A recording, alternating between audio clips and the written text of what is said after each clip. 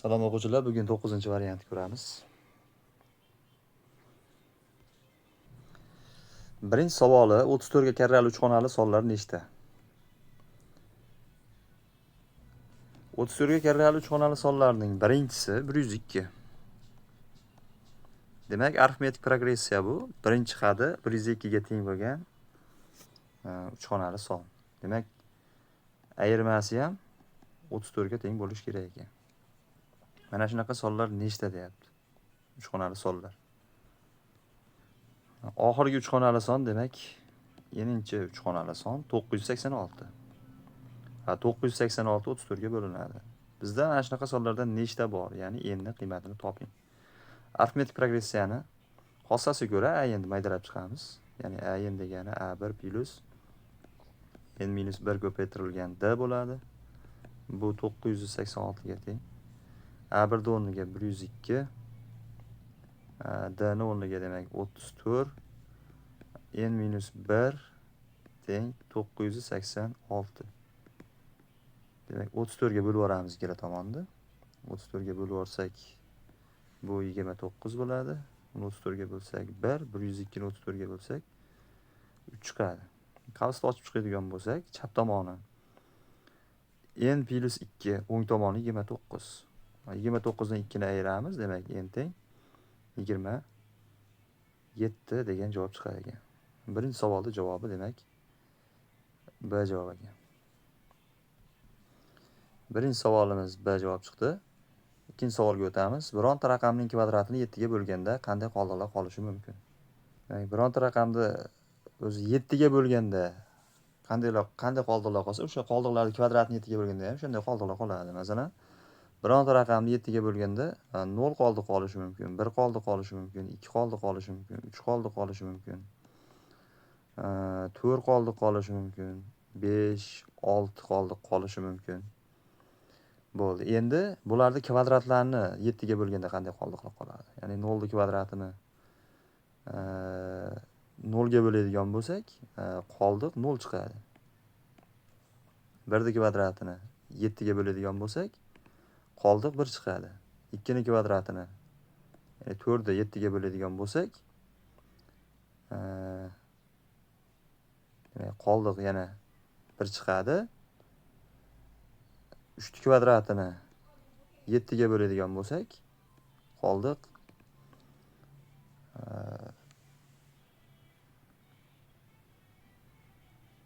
2. Yani 9 2 ga bo'lsak, 7 ga bo'lsak 2 qoldiq qolar ekan. Demak 3 ning kvadrati bo'ladi. Endi 4 ning kvadrati 16. 16 ni 7 ga bo'ladigan bo'lsak,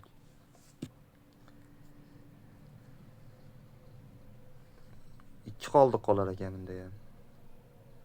Hop, 5 ning kvadratini, ya'ni 25 ni 7 ga bo'ladigan bo'lsak, necha qoldiq qoladi? 25 ni 7 ga bo'lsak 4 4 qoldiq qolyapti. Demak, 6 ning kvadrati 36 bo'lsa, 36 ni 7 ga bo'lsak 1 qoldiq qolyapti. Demak, qanday qoldiqlar qolishi mumkin? 0 qoldiq qolishi mumkin ekan, 1 qoldiq qolishi mumkin ekan, 2 qoldiq qolishi mumkin ekan, 4 qoldiq qolishi mumkin ekan. Tak, 0 qoldiq, 1 qoldiq, 2 qoldiq, 4 qoldiq.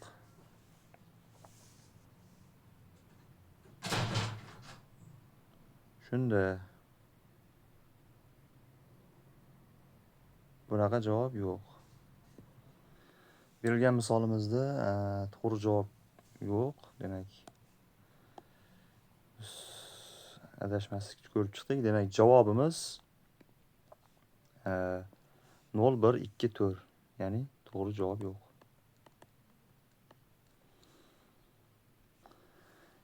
Ikkinchi savolimiz demak, to'g'ri javob topilmadi. Uchinchi savolga o'tamiz. Berilgan ifodani 6 ga bo'lgandagi qoldiqni toping. Berilgan ifodani 6 ga bo'lgandagi qoldiqni topish uchun hisoblab olamiz. 7 ni chiqarib olamiz. 7 ning kvadrati qoladi, plus 11 qolyapti. Demak, 7 ko'paytirilgan 49 plus 11 bu 60 ni beradi. 60 ga ko'paytirilgan son 6 ga albatta qoldiqsiz bo'linadi. Demak, javob D javob ekan. Demak, javob D javob bo'ldi bunda. To'rtinchi savolga o'taman. Quyidagi savollardan qaysi biriga teng ushbu ifoda? Berilgan ifodani oldin ixchamlab yozib olsak juda ham yaxshi bo'ladi. 1,1000 ko'paytirilgan 10⁻5-si plus demak bitta vergulni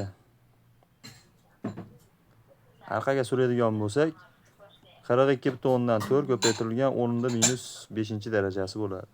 Bundan qavsdan tashqariga 10⁻5 darajasini chiqarib yuboramiz.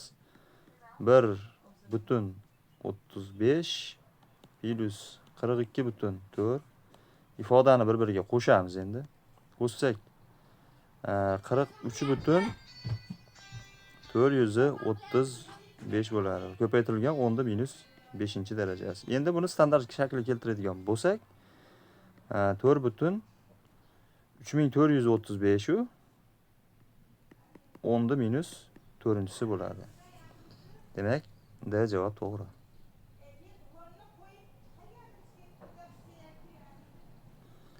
To'rtinchi misolimiz demak D javob chiqdi. 5-savolga o'tamiz. 5-savolda shu modulli ifodani ichida noto'g'ri yozib qo'yishibdi. Menimcha -2 ni moduli 2 chiqadi, -8 dan 8 chiqadi, qo'shsak 10, pastda 5 bor, bo'lsak 2. Ayrilgan. Tepadan 3 - 8 - 5 ni beradi. -5 ni 5 ga bo'lsak -1. Ikkalasi qo'shilib ketib, demak bizga 3 qoladi. Javob A javob. 6-savolga o'tamiz. 6-savol A - B plus C ni qiymatini toping. Berilgan ifoda shu A - B plus C ni kvadratiga o'xshab turibdi. Kvadratga ko'tarib ko'rsak agar buni A kvadrat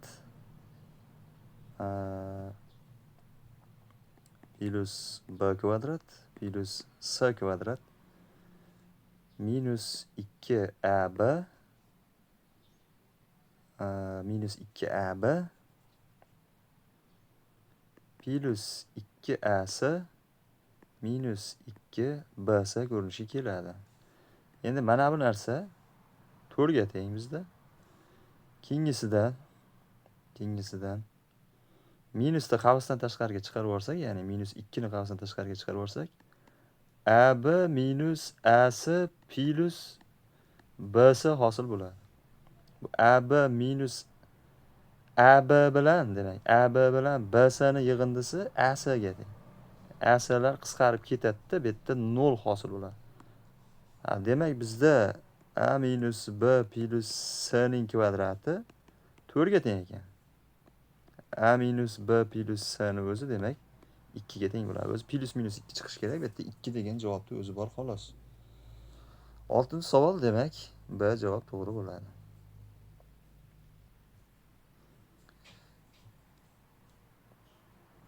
7-savolga o'tamiz. 7-savolimizda m natural sonni 3 ga bo'lganda qoldiq da mana shu qoladi. Demak, bu qoldiq A ning eng kichik qiymatini toping. Demak, qandaydir natural sonni, m natural sonni bo'lganda mana bu qoldiq qoladi. Ya'ni 3 ko'paytirilgan A plus 1 ning 40-darajasi plus 1 taqsim 3 ko'paytirilgan A plus 1 ning 20-darajasi qoldiq ekan. Demak, qoldiq bo'luvchidan kichkina bo'lishi kerak. Va 0 dan katta bo'ladi albatta. 0 dan bu katta.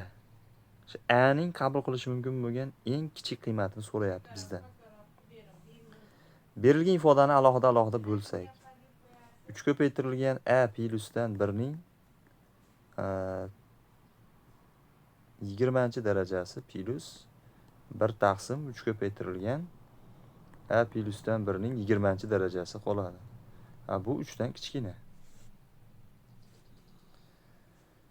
Endi agar biz 3 ko'paytirilgan A plusdan 1 da 20-darajasini qandaydir T bilan belgilab olsak, bu T plus 1 taqsim T kichik 3 hosil bo'ladi.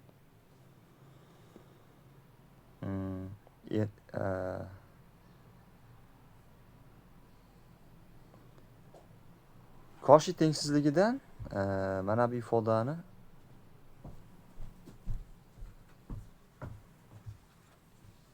Qarshi tengsizligidan ishlaydigan bo'lsak, bu t bilan 1 taqsim t ni o'rta arifmetigi katta yoki teng bo'lishi kerak. 2 ko'paytirilgan ildizosida t ko'paytirilgan 1 taqsim t dan. Mablag' qisqarib ketsa, demak t plus 1 taqsim t katta yoki teng 2. Berilgan ifoda lekin 2 dan katta, lekin 3 dan kichkina bo'lishi kerak ekan.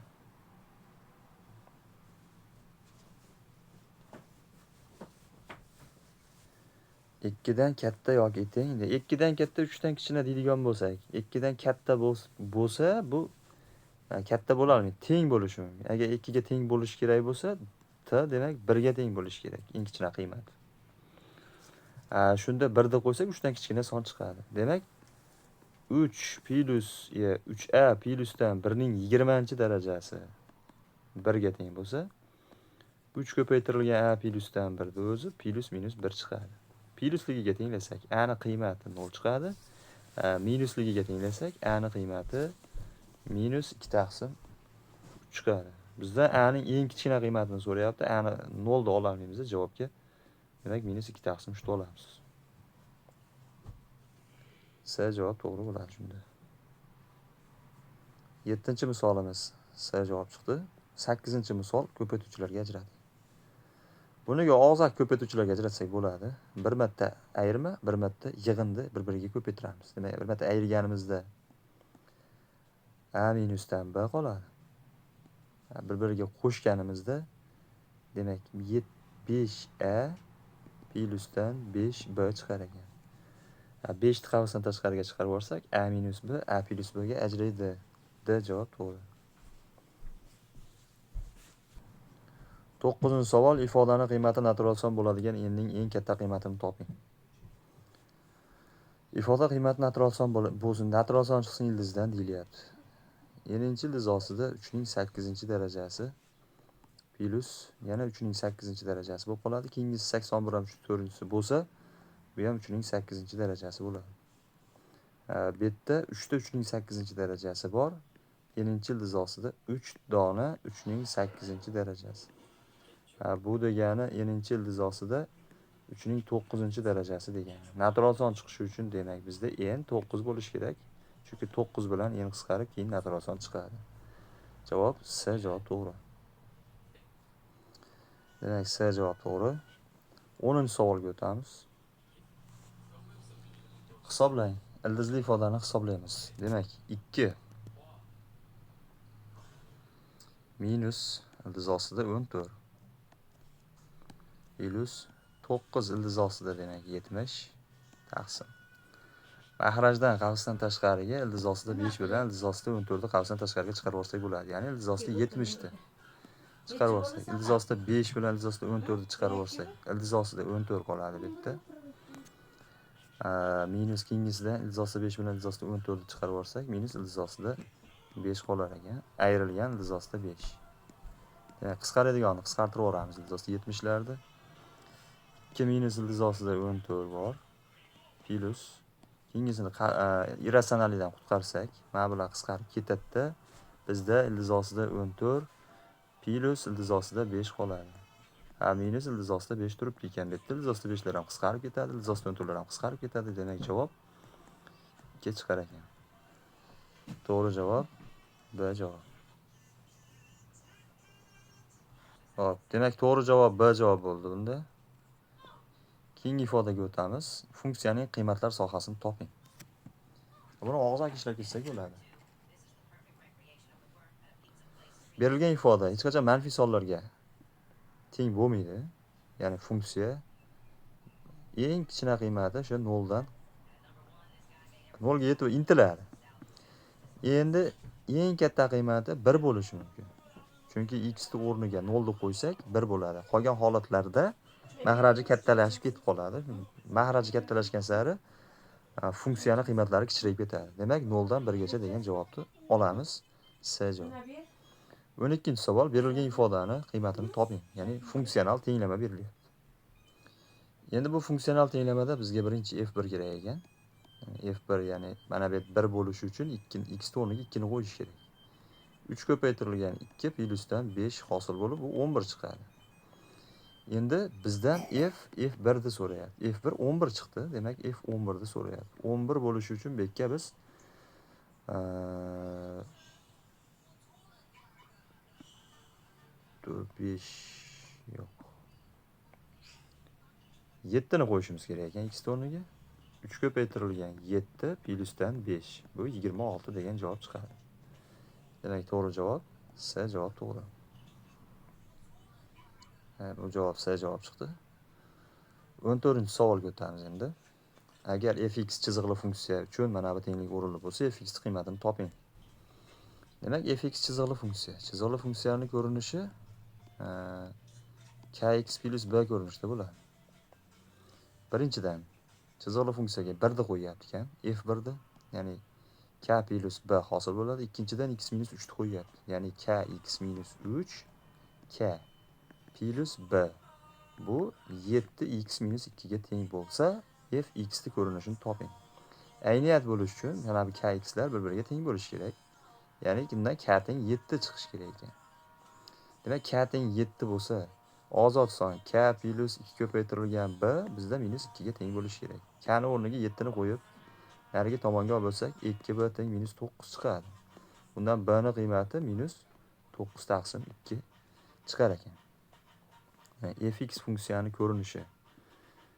Yo'q, adashib ketibmiz mana bu yerda. Mana bu to'g'rilab ketamiz. Klarni hisoblasak, minus 2 ko'paytirilgan k plus 2 ko'paytirilgan b teng bo'ladi minus 2 ga. Hop, 2 ga qisqartirib olsak, minusdan k plusdan b teng minus 1 ga. K ni o'rniga 7 ni qo'yaman, nari tomonga olib o'taman. Demak, b teng 6. Javob fx funksiyani umumiy ko'rinishi 7x plus 6 ko'rinishda bo'lar ekan. C javob o'rinli bo'ladi.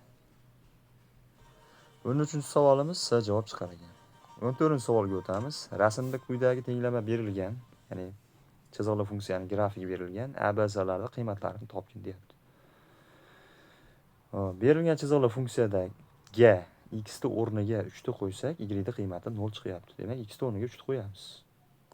3a plus by plus, ya'ni y ni qiymati demak bizda 0 chiqsa, y ni o'rniga 0 ni qo'yamiz.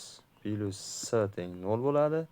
Bundan 3 ko'paytirilgan a teng minus s chiqadi. Endi x ni o'rniga 0 ni qo'ysak, y ni qiymati minus 2 chiqyapti. X ni o'rniga 0 ni qo'yamiz. Y ni qiymati minus 2b plus s teng 0. Mana bu ifodani demak qiymati 3 ko'paytirilgan a teng minus 2 ko'paytirilgan b ekan. A bilan b ni bog'lab oldik. A bilan b ni bog'lab oldik.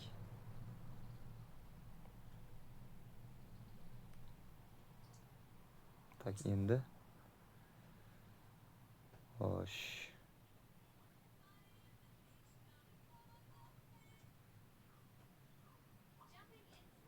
X o'rniga 3 qo'ydik, y o'rniga 0 qo'ydik demak.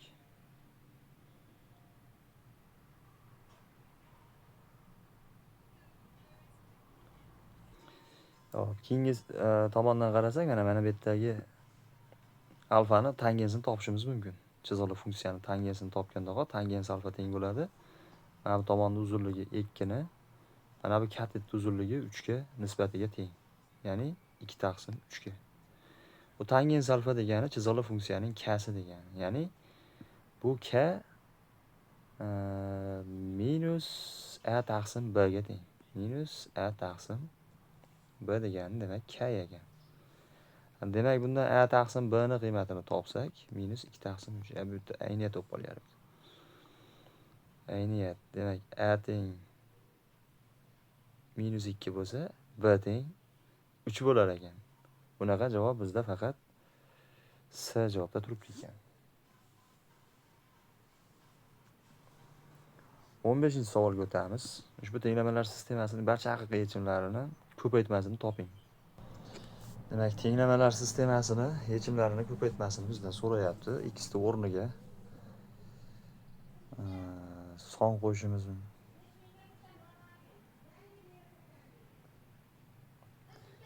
Yo'q, unaqalarcha qila olmaymiz ekanmiz. Tak. Birinchi nimamizda, ya'ni x ning kubi plus y6-sini a kub plus b kubdan ikkitagacha olishimiz mumkin. Ya'ni x plusdan y ning kvadrati keyingi qavsda x kvadrati minusdan x ko'paytirilgan y ning kvadrati plusdan y ning 4-darajasi teng 91. Mana buni o'rniga yana 7 ni qo'ysak, 91 ni 7 ga bo'lamiz. 91 ni 7 ga bo'lsak,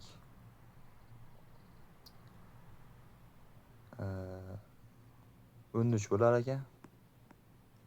21 dan 13. Tak. 91 ni 7 ga bo'lsak, demak 13. X ning kvadrati minusdan x ko'paytirilgan y ning kvadrati plusdan y ning 4-darajasi teng 13 ga.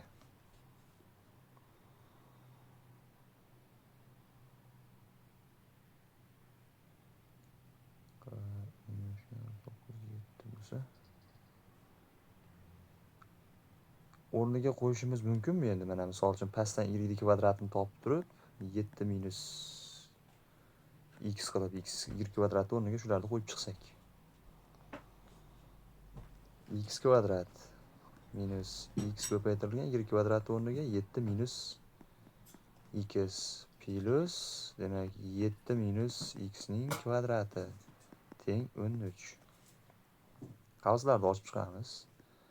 X kvadrat minus 7x plus x ning kvadrati plusdan 49 minusdan 14x plusdan x ning kvadrati teng 13.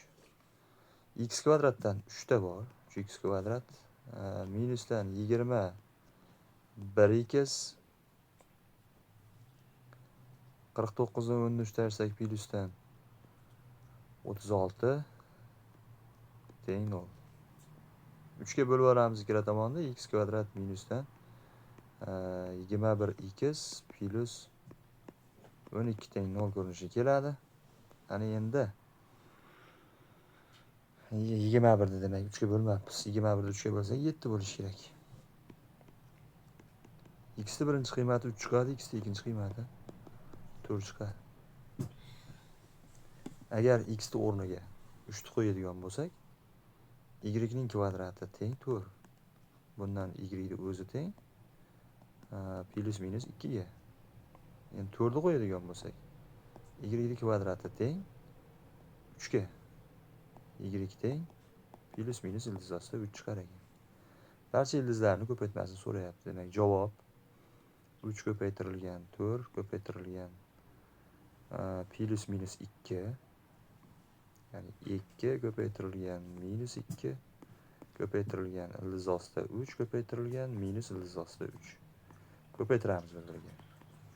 Mana bularni ko'paytirsak, demak 4 16 48. Keyingisini ko'paytirsak 3 48 ni ko'paytiramiz. Adashib ketmadimmi hozir?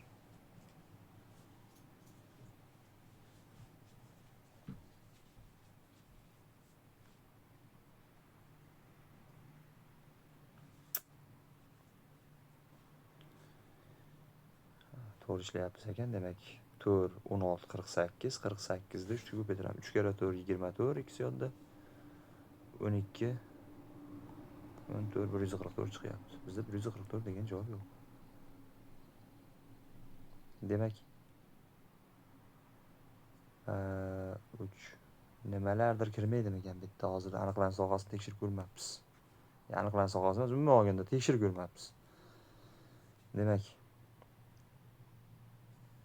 hop, masalan 3 ni qo'yganimizda plus minus 2 chiqyapti.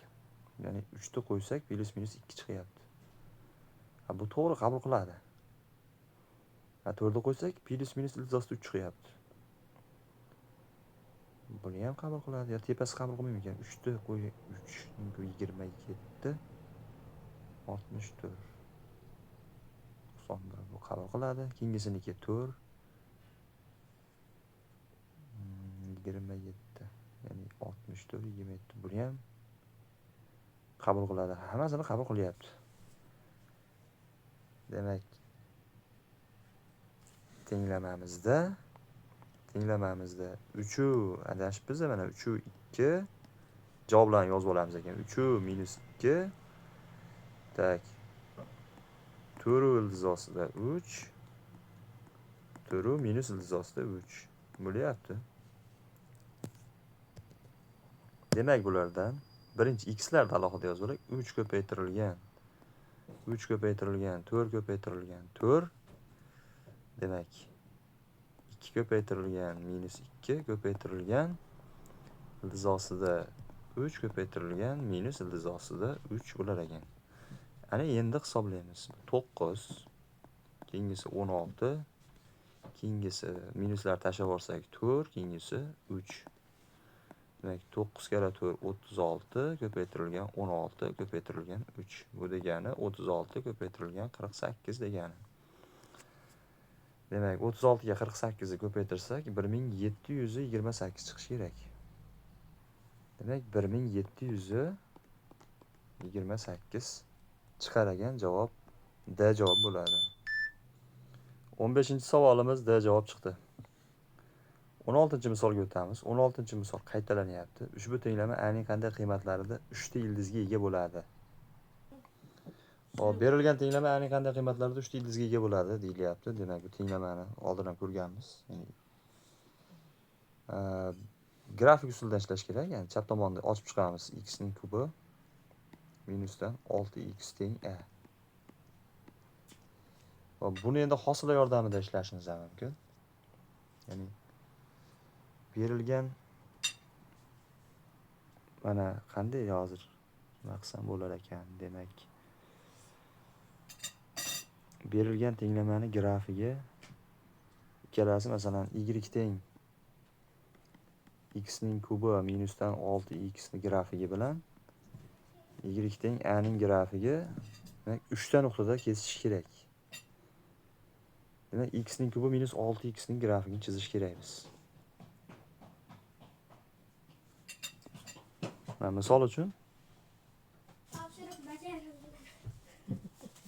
mana bu yerda mana bu y o'qi bo'lsa, mana bu x o'qi bo'lsa, mana bu y o'qi bo'lsa, demak albatta 0 dan o'tadi bu.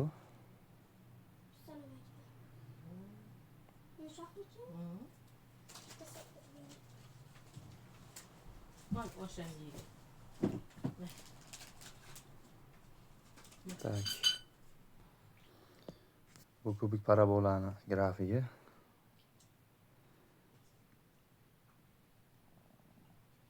Mana bu ko'rinishda bo'lib ketadi. Endi bu tenglama 3 ta yechimga ega bo'lish uchun, demak, ana qiymatlari mana bu yerdan o'tish kerak. 3 ta yechimga ega bo'lish uchun eng katta qiymat, eng kichkina qiymat mana shu oralig'ida bo'lishi kerak, ya'ni qiymat. Baribir hosiladan foydalanamiz ekan. Berilgan funksiyadan hosila olamiz. 3x ning kvadrati minus 6 teng 0 bo'ladi. 3x ning kvadrati teng 6, x ning kvadrati teng 2. Bundan x teng plus minus ildiz ostida 2 chiqadi. Berilgan funksiyaning eng katta qiymatini, eng kichik qiymatini topish uchun ildiz ostida 2 ni qo'yamiz. Ildiz ostida 2 ni kubi ildiz ostida 8 bu degani 2 ildiz ostida 2 degani minusdan 6 ildiz ostida 2. Bu minusdan 4 ildiz ostida 2 chiqadi. Demak, minus ildiz ostida 2 ni qo'ysak, minus 2 ildiz ostida 2 minus 6 ildiz ostida plus 6 ildiz ostida 2. Bundan 4 ildiz ostida 2 chiqar ekan. Demak, mana shu ikkalasini oralig'ida bo'lish uchun ana qiymati minus 4 ildiz ostida 2 dan demak, plus 4 ildiz ostida 2 gacha bo'lish kerak ekan. S javob to'g'ri bo'ladi. 16-savolimiz javobi demak aniq bo'ldi. Keyingisi. Tenglamalar sistemasining ildizlari soni n bo'lsa, ushbu ifodaning qiymatini toping. Tenglamalar sistemasining ildizlari sonini topamiz. Tenglamalar sistemasini yechamiz birinchidan. Tepadan qavsdan tashqariga x kvadrat y kvadratni chiqarib yuborsak, ichkarida bizda x plus y qoladi. Bu tomonda 128 bor. Pastdan x y qavsdan tashqariga chiqarib yuboramiz. X plus y qolar ekan, demak minus 16.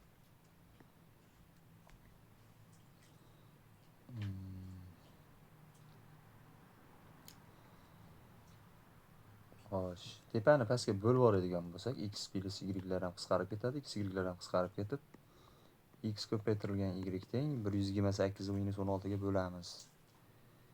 2 ning 7-sini 2 ning 4-siga bo'lsak, 2 ning 3-si bu minus 8 chiqadi. Endi xo'sh, minus 8 chiqdi. X y o'rniga pastki tenglamaga minus 8 ni qo'yaman-da, minus 8 ko'paytirilgan x plus y teng minus 16 qilib olamiz. Minus 16 ni minus 8 ga bo'lsak, x plus y teng demak 2 chiqadi. Buni tagiga x plus x ko'paytirilgan y yozamiz. Bu minus 8 ga teng. Mana buni v teoremasiga o'xshatib ishlasak bo'ladi. Bo'lmasa tepadan y qiymatini topaman. 2 minus x pastga qo'yaman y o'rniga, qavs ochib chiqamiz. 2x minus x kvadrat teng minus 8. Bundan x kvadrat minus 2x minus 8 teng 0 va x da birinchi qiymati minus 2, x da ikkinchi qiymati demak 4 chiqadi va y da birinchi qiymati minus 2 ni qo'ysak 4, y da ikkinchi qiymati 4 ni qo'ysak minus 2 chiqar ekan. Bizdan x kvadrat plyusdan y kvadrat taqsim ildizlari sonini nisbatini so'rayapti. Ildizlari soni demak 2 ta chiqdi. Tepadagini x plus y ning kvadrati minus 2xy deb yozib olaman-da. Demak, endi o'rniga 2 ni qo'yaman. X plus y bizda 2 ga teng, uni kvadrati 4. X y minus 8 ga teng, bu plus 16 bo'ladi. Qo'shsak 20, 20 ni 2 ga bo'lsak 10 degan javob chiqadi. Demak, javob 10 ekan, A javob. 17-misolimiz A javob chiqdi. 18-savolga o'tamiz. Tengsizlikni qanoatlantirmaydigan tub sonlarni toping. Ushbu tengsizlikni qanoatlantirmaydigan tub sonlarni toping. Hop, berilgan tengsizlikda alohida modulga olsak, tepasini pastini x kvadrat minusdan 5x plus 4 da alohida. Pastda modulda x kvadrat minusdan 4 da alohida, kichik yoki teng 1 qilib modulga olib, buni proporsiya qilib tengsizlikda ishlab olamiz. X kvadrat minusdan 5x plusdan 4 kichik yoki teng modulda x kvadrat minusdan 4. Ikkala tomonni endi kvadratga ko'taramizda. Kvadratga ko'targandan keyin chap tomonga olib o'tamiz bularni. Shunda x kvadrat minus 5x plus 4 ning kvadrati ayrilgan x kvadrat minus 4 ning kvadrati kichik yoki teng 0 chiqadi. A kvadrat minus b kvadratni ikkitaga ajrataman. Ajratganimda birinchi qavsda minusdan 5x plus 8 chiqadi. Ikkinchi qavsda qo'shganimizda 2x kvadrat minus 5x kichik yoki teng 0 chiqadi. Demak, birinchi qavsda 0 ga tenglasak, x da qiymati 1,6 chiqsa, keyingisini 0 ga tenglasak, x da qiymati bittasi 0, bittasi 2,5 chiqar ekan. Yana ham ko'paytuvchilarga ajratib qo'ysak, 8 minus 5x ko'paytirilgan x minus 2x minus 5 kichik yoki teng 0 bo'ladi. Intervalga qo'yamiz sonlar o'qiga. Eng kichkina qiymati 0, undan keyingisi 1,6, keyingisi 2,5. Intervalni chizaman. Tengi borligi uchun hozircha ikkalasi ham kiradi, hammasi. 2,5 dan katta sonni qo'ysak, albatta manfiy chiqadi. Musbat, manfiy, musbat 0 dan kichkina oraliqlarni olamiz. 0 dan kichkina oraliqlarni. Mana shu oraliqlar buni qanoatlantiradi. Endi buni qanoatlantirmaydigan oraliqlar mana bu o'rtadagi oraliqlar, mana bu oraliq, musbat oraliqlar. Shuni qanoatlantirmaydigan tub sonlarni toping deyapti. 0 dan kichkina tub son yo'q. Demak, 1,6 bilan 2,5 orasidagi tub son 2. Demak, javob 2 2 tupson mana shu nimani tengsizlikni qanoatlantirmaydi. C javob to'g'ri bo'ladi. Buni javoblardan tanlab qo'ysak ham bo'laveradi. Yani javoblardan bitta-bitta qo'yib chiqadigan bo'lsak, o'sha qanoatlantirmaydigani o'zi kelib chiqib qoladi. 18-javobi demak. C javobi bo'ldi. 19-savol. Tengsizlikning yechimi bo'ladi nechta butun son? Nechta butun son ushbu tengsizlikning yechimi bo'la oladi? Hop. Irratsional tengsizlik. Bu tengsizlikni bitta tomoniga olib olamiz bittasini 2x kvadrat plus 7 kichik ildiz ostida x minus 2 qilib olib o'tgandan keyin ikkala tomonni ham 4-darajaga ko'tarib yuborsak, chap tomoni 2x kvadrat plus 7 chiqadi. O'ng tomoni x kvadrat minus 4x plus 4 chiqadi. Hammasini chap tomonga bo'lsak x kvadrat plusdan 4x plusdan 3 kichik 0 chiqdi va v teoremasidan tenglamani ildizlarini intervalga qo'yaman. Bitta qiymat minus 3, ikkinchi qiymat minus 1. Hop, intervalda chizdik ikkalasi ham kirmaydi. O'ng tomonda 0 bor, ya'ni o'ng tomon musbat, o'rtasi manfiy, musbat. Manfiy oraliqlarda olgin deyilyapti. Aniqlanish sohasiga ko'ra birinchi ildiz ichi o'zi 0 dan katta, lekin ikkinchi ildizni ichi ham 0 dan katta yoki teng bo'lishi kerak. Ya'ni x minus 2 katta yoki teng 0 bo'lsa, x katta yoki teng 2 bo'ladi albatta va tengi ham bo'ladimi? Ya'ni 2 ni qabul qiladimi? 2 ni kvadrati 4, 2 ni qo'ysak 8, 8 ga 7, 15, 4-ildiz ostida 15. Hop, 0 dan kichkina bo'la olmaydi. Demak, tengini qo'yib bo'lmaydi ekan. 0 dan katta bo'lar ekan, xolos. Demak, 2 dan katta tomonda olgin deyilyapti bizda.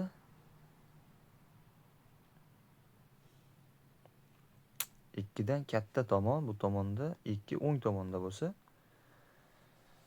hop, umuman kesishmayapti bir-biri bilan. Hozir minus 2 oralig'ida qolyapti. Minus 2 ni qo'yadigan bo'lsak, vaqtim qabul qilmaydi. Demak, 0 ta butun son tengsizlikning yechimi bo'la oladi.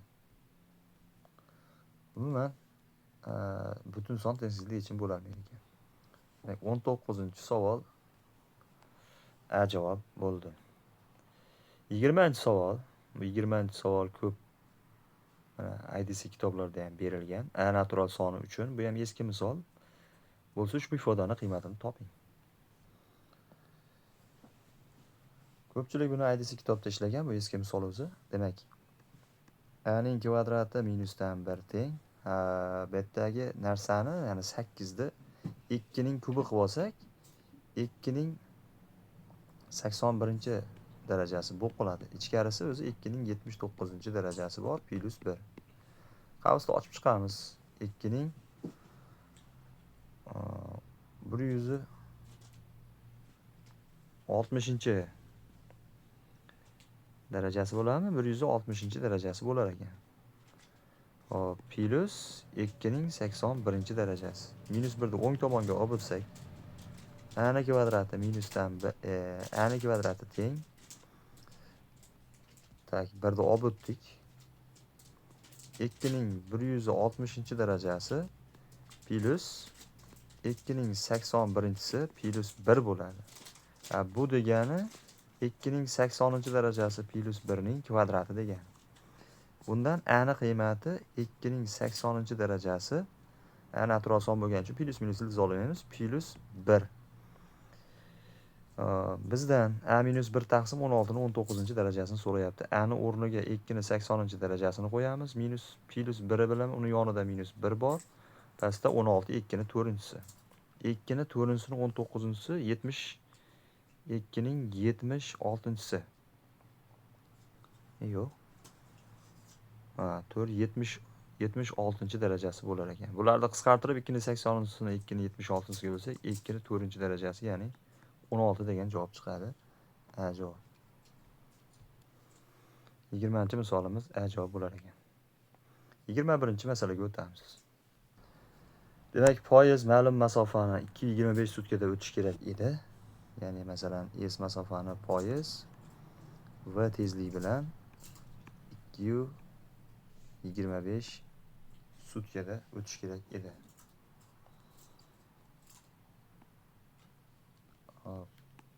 bir sutka 24 soat bo'lganligi uchun soatga aylantirib olamiz buni. Ya'ni 2:25 ni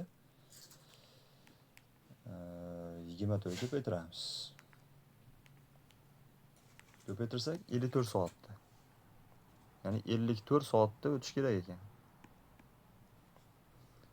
U har soatda mo'ljaldagidan 25 kilometr ortiq yo'l yurayotganligi uchun bu masofani 2 sutkada, ya'ni 48 soatda bosib o'tdi. U har soatda mo'ljaldagidan 25 kilometr ko'p ortiq yo'l o'tganligi uchun. Demak, u har soatda mo'ljaldagidan 25 kilometr yo'l ortiq ko'p yo'l yurgan. O'zi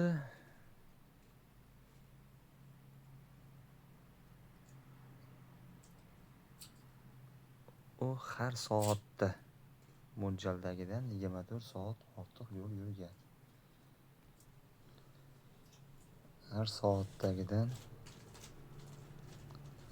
mana misol uchun o'zi 54 soatda bosib o'tadigan yo'lni har soatda 25 kilometr ortiq yo'l yurgan.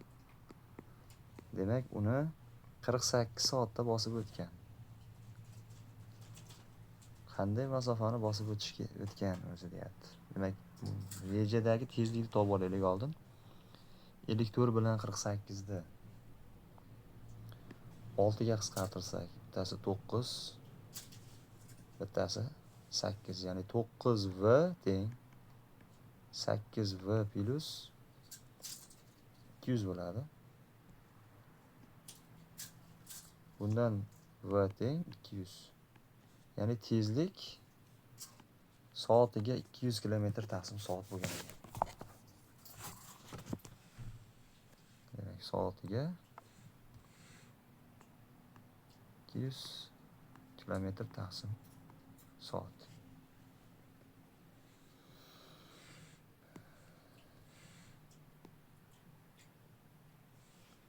Endi poyezd qanday masofani bosib o'tgan?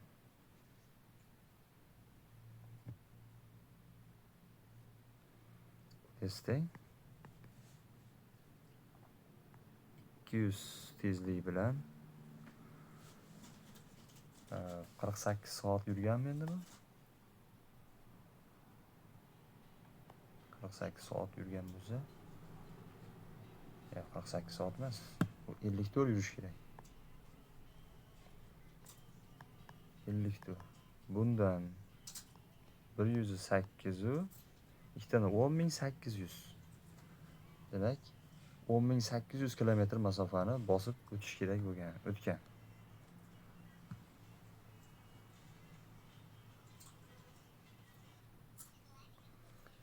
Mana to'g'ri ishladik. Demak, 21-savolda javob chiqdi. 22-si juft sonning o'zidan keyin keluvchi 3 ta juft son bilan yig'indisi 70 dan katta. Demak, 22da juft sonning o'zidan keyin keluvchi 3 ta juft son bilan yig'indisi 70 dan katta. Ushbu shartni qanoatlantiruvchi juft sonlarning eng kichkinasini toping. 70 dan katta o'zidan keyin keluvchi 3 ta juft son bilan yig'indisi. Yaxshi. Demak, 22-savolda birinchi juft son x soni bo'lsa, bundan keyin keladigan juft son x plus 2 bo'ladi. Ya'ni har bitta juft son o'zidan 2 ga farq qiladi. Bir-biridan. Birin-ketin kelgan juft sonlar. Demak, keyingisi x plus 4 bo'ladi. Bularning yig'indisi 70 dan katta deyapti. Qo'shib chiqadigan bo'lsak, 3x plus 6, 70 dan 6 ni ayirsak 64, 64 3 ga bo'lamiz.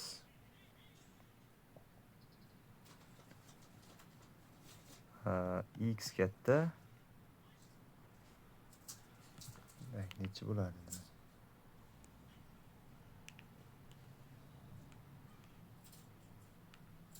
21 u. Ishtiram yo adashdim hozir.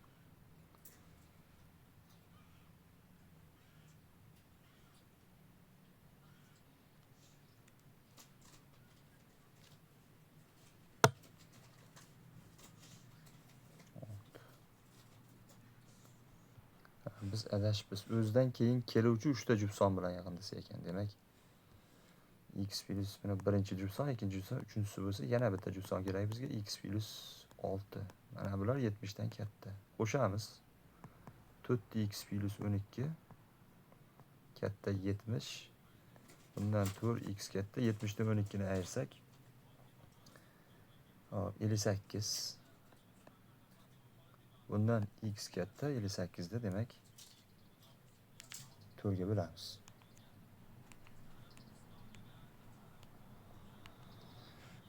14,5 chiqar ekan. 14,5 dan katta jufson x teng 16. Demak, A javob to'g'ri bo'ladi.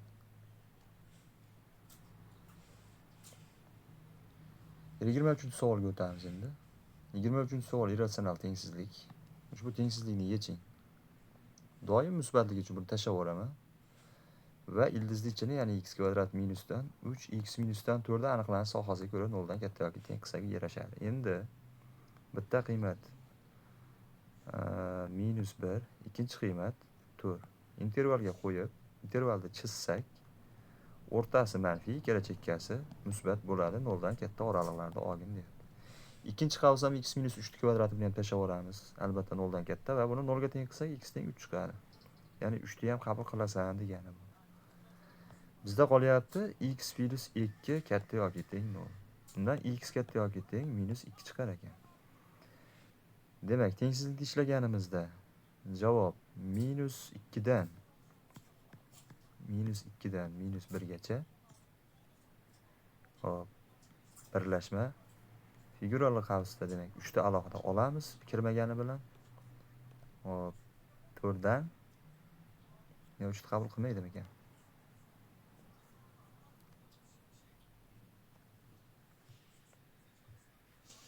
Ildizni ichiga qo'yib ko'radigan bo'lsak, 3 ta. 9 bo'lib 3 ta qabul qilmaydi ekan. Ya'ni qaniq ildizni ichi qabul qilmayapti. Demak, minus 2 dan minus 1 gacha birlashma 4 dan cheksizgacha. 4 kiradi. D javob to'g'ri.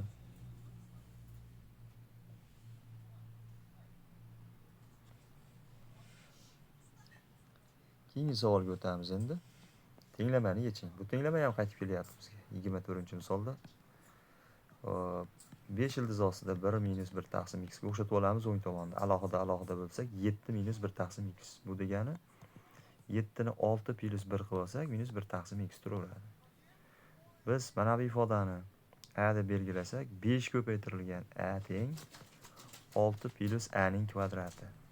Bir tomonga bo'lsak, a ning kvadrati minus 5 ko'paytirilgan a plus 6 teng 0 ko'rinishi keladi. Va a ning birinchi qiymati 2, a ning ikkinchi qiymati 3 chiqadi. Biz nimani a deb belgilaganmiz? Ildiz ostida 1 minus 1 taqsim x da a deb belgilaganmiz. Buni 2 ga tenglab kvadratga ko'tarib yuborsak, 1 minus 1 taqsim x teng 2 chiqsa, x da qiymati minus 1 chiqadi. Ikkinchidan, hop, ildiz ostida 1 minus 1 taqsim x da demak 3 ga tenglaymiz va kvadratga ko'tarib yuboramiz. 1 minus 1 taqsim x teng 9 va x da qiymati minus 1 taqsim 8 chiqar ekan. Demak, javob minus 1 bilan minus 1 taqsim 8. Yo'q, adashibmiz. Mana bu kvadrati 4 bo'ladi-ku. 4 bo'lsa, minus 1 taqsim 3. Minus 1 taqsim 8. Minus 1 taqsim 3 bilan minus 1 taqsim 8. B javob to'g'ri. 25-savol. Tenglamaning ildizlari 8 dan qancha kam? 25-savolda kasr 0 ga teng bo'lishi uchun kasrning surati 0 ga teng bo'lishi kerak. Surati 0 ga teng bo'lishi uchun teng bo'lsa 13 x kvadrat plyusdan 3x plyusdan ikkinchi darajasi teng 11 ning x kvadrat plyusdan 3x plyusdan ikkinchi darajasiga. Bular qachon teng bo'ladi? Darajalari 0 bo'lsa, ya'ni 3x plyusdan 2 teng 0 bo'lsa, bundan x ning birinchi qiymati minus 1, x ning ikkinchi qiymati demak minus 2 chiqadi.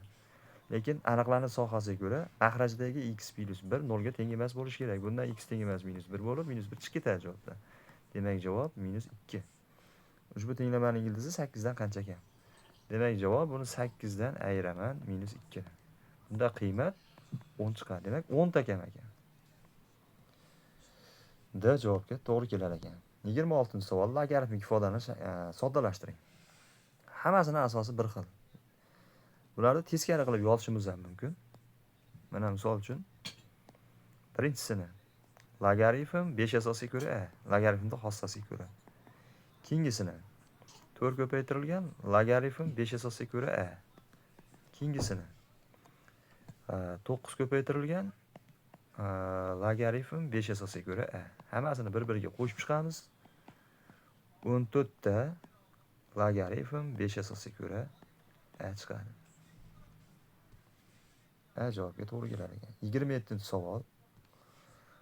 Ushbu logaritm 2 asosiga ko'ra 3 ni a orqali ifodalang. 2 asosiga ko'ra 3 ni.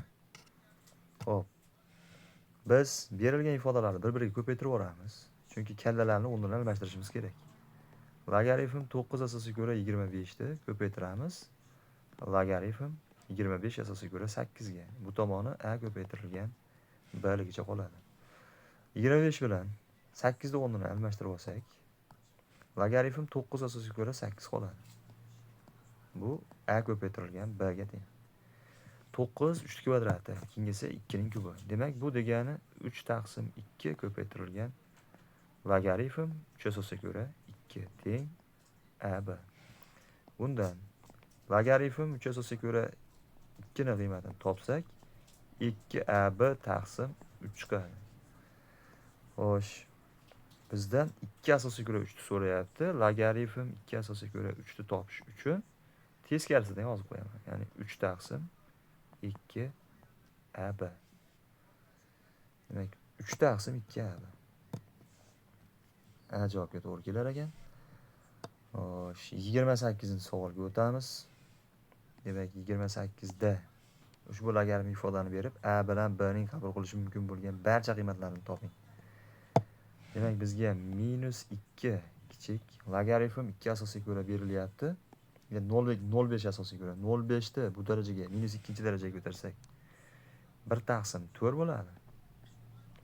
Yo'q, 4 o'zi bo'ladi. Va tengsizlik qarama-qarshisiga o'zgaradi. Narigi tomonga ko'taradigan bo'lsak, 2 bo'lib tengsizlik o'zgardi.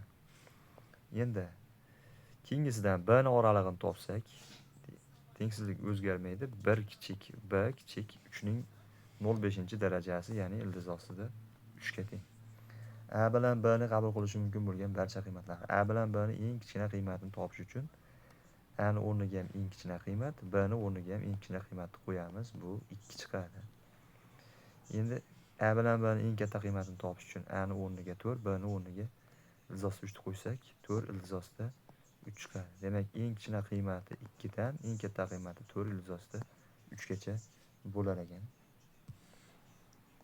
S javob to'g'ri. 29-savol. Ushbu arifmetik progressiyaning dastlabki 40 ta hadini yig'indisi qanday bo'ladi? Dastlabki 40 ta hadini yig'indisi 2a1 plus 39 ko'paytirilgan d taqsim 2 ko'paytirilgan 40 bo'ladi. Mana shuni qiymatini bizdan so'rayapti. Endi dastlabki 30 ta hadini yig'indisidan, dastlabki 10 ta hadini yig'indisini ayirib olsak, a11 plus a30 taqsim 2 ko'paytirilgan 20 chiqadi. Hop, a11 ga a30 ni qo'shsak maydalab 2a1 plus 10 ta d, 29 ta, 39 ta d, 20 bilan 2 ni qisqartirib olsak ko'paytirilgan 10 qoladi. Bu 900 dan 100 ayiramiz 800 ga teng. 880 ga bo'laman. 2a1 plus 39 ta d teng 10. Demak, mana bularni ham qisqartirib 20 ni demak 10 ga ko'paytirib qo'ysam 200 chiqyapti bizda. 800 bo'lsa, tak 30 tadan 10 ta hadini yig'indisini ayirib olsak, a11 dan boshlab a30 gacha bo'lganda yig'indisi qolishi kerak. a11 plus a30 taqsim 2 ko'paytirilgan 20 bo'lishi kerak. 10 ko'paytirilgan 2 A1 plus 29 ga 10 39 ko'paytirilgan 10 bo'ladi mana. 10 8 qilyapmiz. 800 ni 10 ga bo'lsak 80 chiqadi. Demak bu 80 ga teng. Endi 80 ko'paytirilgan 20 ni topamiz 1600. C javob to'g'ri bo'ladi. 30-savolda anavi ifodalar berilgan bo'lsa 12 A ni qiymatini toping. Hop, A ham B ham birdan kichkina son ekan. Birinchisi ham, demak ikkinchisi ham cheksiz kamayuvchi geometrik progressiya. Tak, cheksiz kamayuvchi geometrik progressiyani yig'indisi B1 taqsim 1 minus Q ga teng. Birinchisida B1 A ga teng bo'lsa, Q B ga teng bo'ladi. 1 minus Q teng 3 taqsim 4. Ikkinchi cheksiz kamayuvchi geometrik progressiyani birinchi hadi B1 bo'lsa, unda Q A ga teng bo'lyapti. 1 minus Q teng. Bunisi 2 taqsim 3 ga teng. Tak.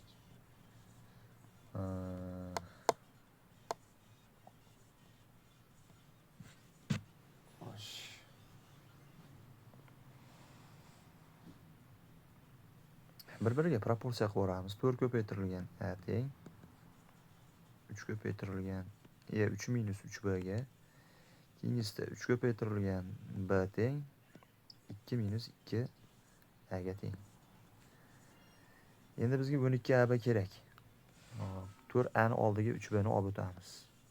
4A plus 3B teng 3 ga. Keyingisidan 3B plus 2 ko'paytirilgan A teng 2 ga. A'ni ham B'ni ham alohida topishimiz kerak. Hop, birinchi A'larni yo'qotib o'raylik. 2 ko'paytirib ayirib o'ramiz. Pastdan tepani 6 dan 3 dan ayirsak 3 ta B, A'lar yo'qolib ketdi. 4 dan 3 dan ayirsak 1. Demak B teng 1 taqsim 3 ga. Endi B ni o'rniga 1 taqsim 3 ni qo'ysak 4 ko'paytirilgan A nima chiqadi? Birinchisiga qo'yapmiz. Demak 1 taqsim 3 1 2. Bunda A ni qiymati 1 taqsim 2 chiqadi. Endi mendan 12 AB ni so'rayapti. 12 ko'paytirilgan A B. Ya'ni 12 ko'paytirilgan A ni o'rniga 1 taqsim 2, B ni o'rniga 1 taqsim 3 ni qo'ysak, bu 2 degan javob chiqadi. Demak, javob D javob to'g'ri.